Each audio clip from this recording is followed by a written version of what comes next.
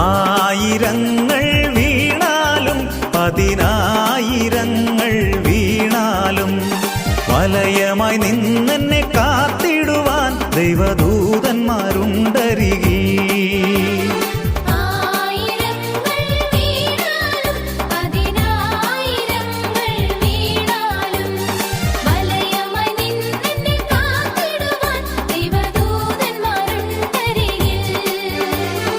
അസാധ്യമായ എനിക്കൊന്നുമില്ലല്ലോ, സർവശക്തനാം ദൈവമെന്റെ കൂടെയുണ്ടല്ലോ.